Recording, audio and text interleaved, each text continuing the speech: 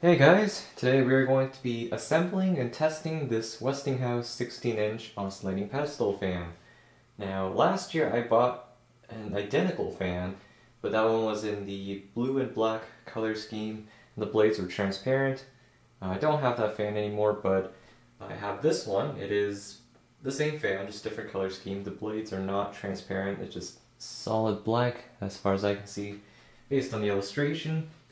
And yeah, I don't know how long I'll own this fan. Probably not for long. There's a chance that by the time you see this video, I probably don't have this fan anymore. But anyways, this video is going to be the unboxing, kind of the first impressions because it's the same fan, and the testing video. So without further ado, let's dive into the box. Alright, let's bring the contents out of the box, and with the magic of editing, alright, here we are. So we have the blades and grills over here. That is the base, the pedestal pole, and of course the motor unit. Pretty simple to put together.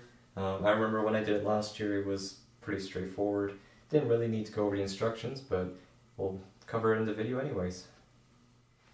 Alright, so first of all, you have to put the base together. So to undo this little screw by hand. There's no tools required for this assembly, which I guess is nice. So what you need to do is slip the pole into the pedestal base like that. Make sure it's all the way in. Keep the washer on the screw and then thread it on.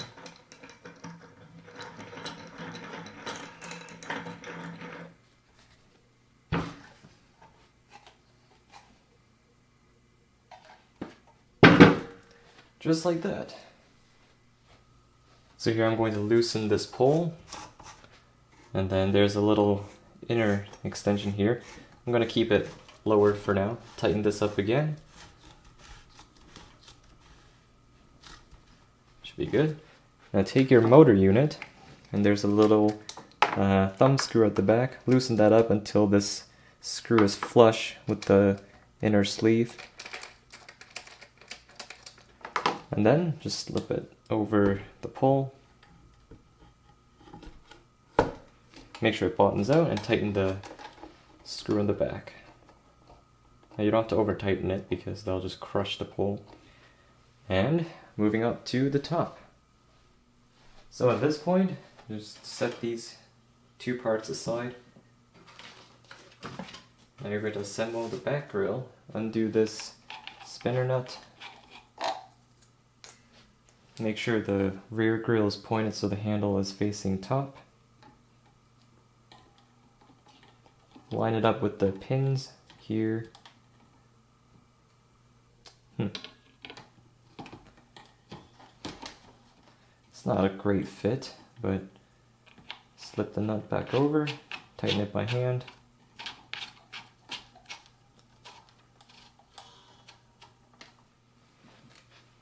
Okay, so we'll slip this on. Make sure the groove on the blade fits onto the pin. And we're going to turn the spinner nut counterclockwise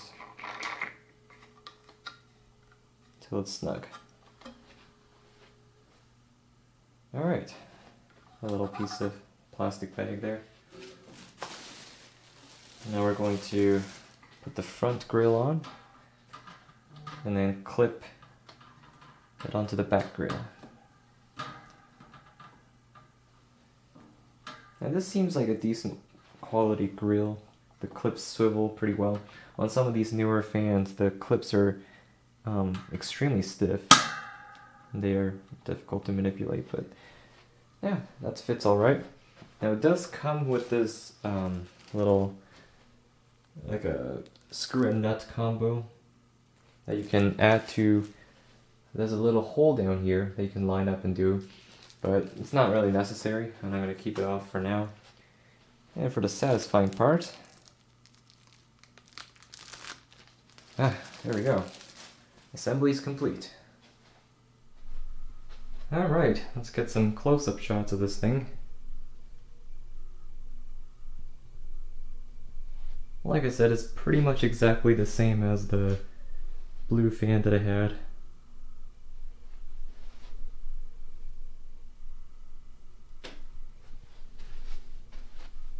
I do like the switch that these fans have though. It's like a wraparound ring. So, yep, that's pretty much it. So let's go ahead and test it out. Alright, so it's plugged in, and this fan does have the 0-3-2-1 speed sequence rather than a 0-1-2-3. And speed 1 is low, so turn it to low.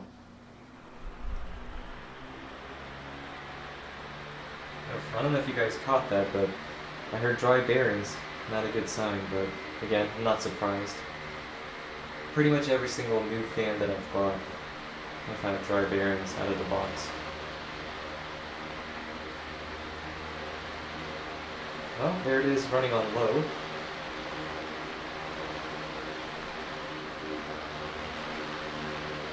Oh, that's smooth. Not a whole lot of shaking. Now, airflow wise, if you can visualize it. See if this works.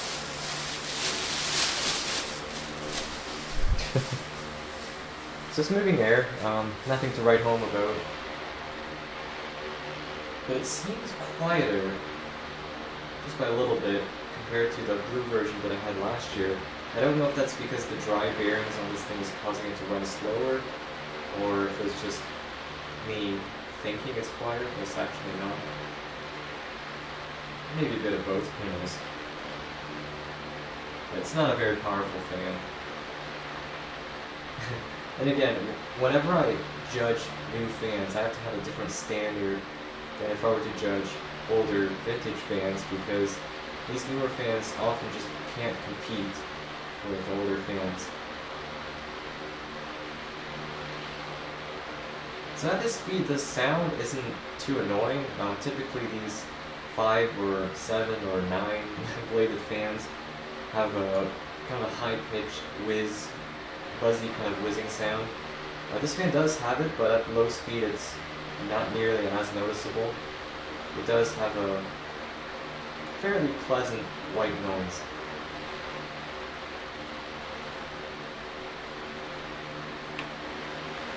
And there it is on medium.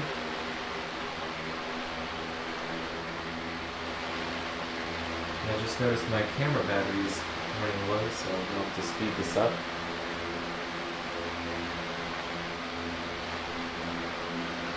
Still smooth. Moving a decent amount of air.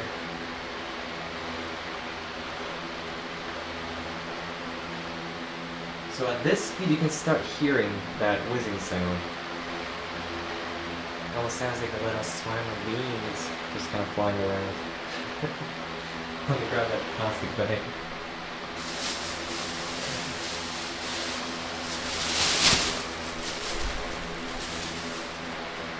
Oh, that actually shot the bag across the entire room. Okay, I'll go up to high speed.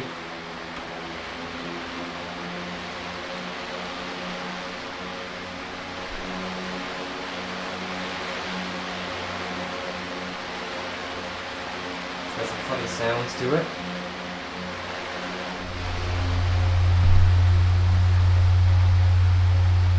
And there's an idea of the blade pitch.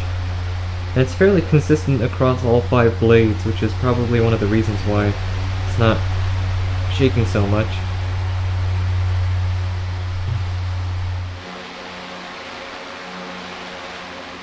Let's turn on the oscillation.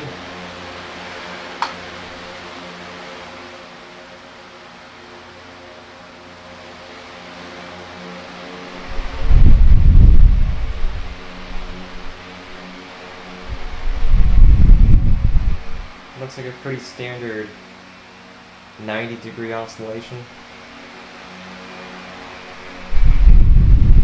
That works. Alright.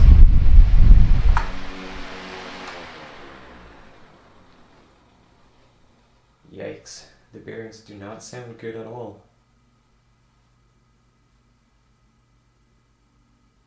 Let me give you guys a close-up of that bearing noise.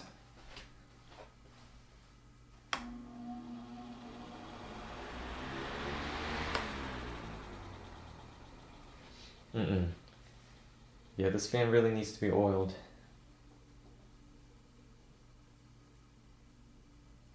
Well, my first impressions are no different than what it was last year on that blue fan.